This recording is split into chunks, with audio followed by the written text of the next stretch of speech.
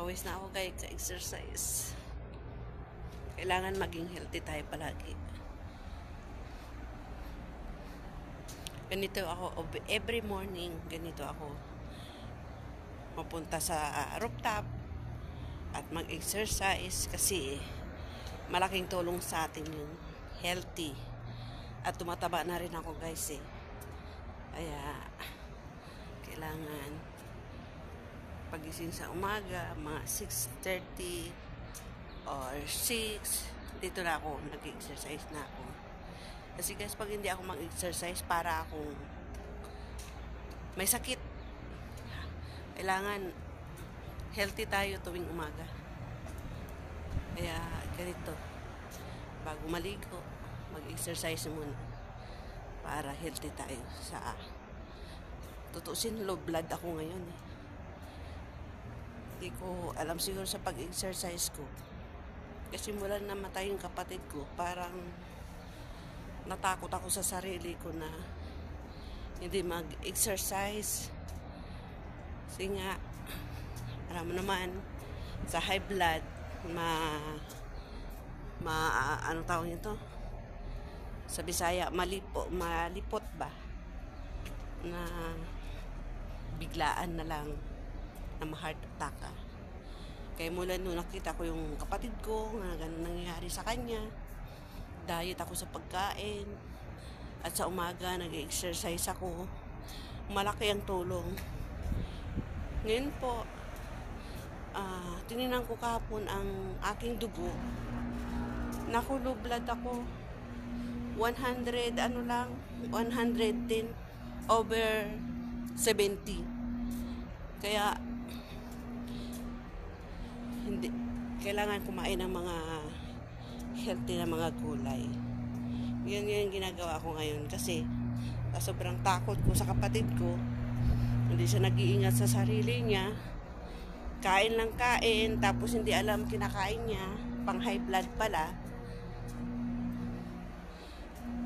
Dapat nag-control din siya sa kinakain niya kasi hindi niya alam, high blood siya. Tapos yun, biglaan na lang. Ako kasi lagi ako nagpapa-check up. Every 6 months may check up ako.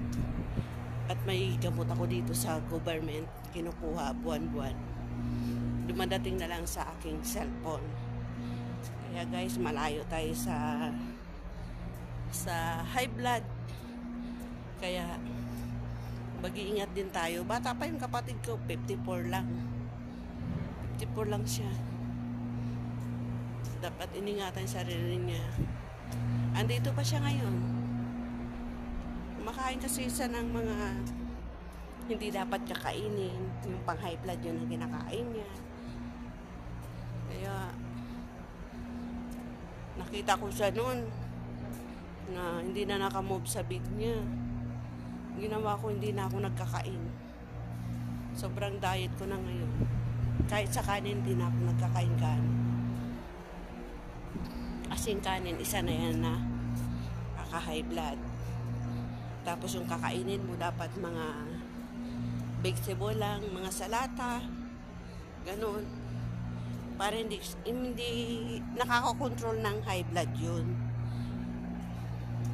Kaya ko ganyan kinakain ko, cucumber, breakfast ako sa umaga, itlog lang, saka samahan ko lang ng cucumber, ganun. Tuwing umaga, samahan niya ng exercise. O sana hindi pa sa inatake at hindi pa iniwanan yung anak niya. Kawawa talaga. Pati sa dalawa na awa ako, alam kong bakit. Pagod pag-uwi sa trabaho, tapos mag-asikaso pa sa anak niya. Lahat ng gawain ng bahay, siyempre hindi pa masahan talaga yung anak niya kasi hindi niya naman na force sa gawain, di ba? Biglaan naman ang pagkamatay niya, kaya parang mahirap sa bata na bigla sa nawala. Hanggang ngayon, iniiyak na nga ng bata pag naalala yung mama niya. Siyempre, laki din ang hirap ng mama sa kanya. Ganito Kaya ang hirap guys, kailangan ingatan mo rin ang sarili mo na huwag kang magkakain ng pang high blood kasi maano yan eh, maano na sakit yan, biglaan na lang. Kaya mula na kaganon siya, kaya ako nag-iingat ako sa sarili ko. Alam mo naman yung mga lahi namin, di ba? Kaya ang hirap, kaya ingat-ingat din. Buti nga ako ngayon, hindi ako high blood eh. Yun lang kinakatakutan ko sa sarili ko pag high blood, ganun. Tusi nauna ako high blood sa kapatid ko niyan eh. Nauna ako high blood sa kanya. Sa kanya, wala pa isang taon. Sa akin, ilang taon na. O diba? Sa pag-iingat naman yan sa pagkain. Ingat sa pagkain, samahan mo ng exercise.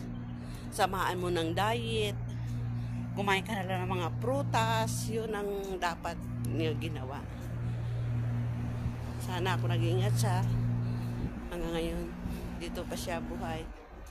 At maganda naman ang trabaho niya doon sa barin kasi kahit nasa bahay siya, kasama niya yung anak niya. Yung trabaho niya, nag-alaga ng mga bata. O diba, sa bahay niya mismo, dinadala. O, diba, masarap yung ganun.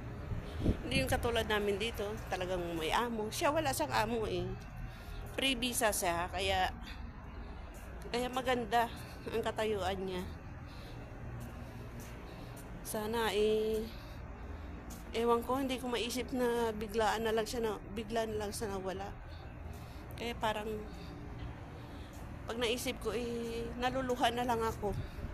Hindi maiwasan na hindi ka mag-iisip sa kanya, di ba? Na kausap mo pa, masaya, halakhakan, tapos balita mo na lang, wala na. Tawagan ka na lang, Mama is God. O diba, lahat nakakabigla. Kita ko, pag nakita ko yung mga picture niya, hindi ko maiwasan, dito tulong gawa ko. Siyempre, sariwang-sariwa ka, tapos ganun ang mangyayari.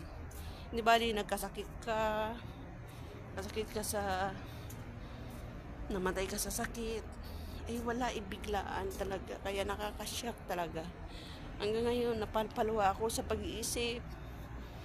Kaya usapan namin, sabay-sabay kami uuwi. Next year kami uuwi, sabay-sabay. Wala na. Nauna na siya. Diyos ko, hirap tanggapin. So, minsan hindi maiwasan, mapaluha talaga. Thank you for watching guys. Bye-bye. Naiiyak na naman ako.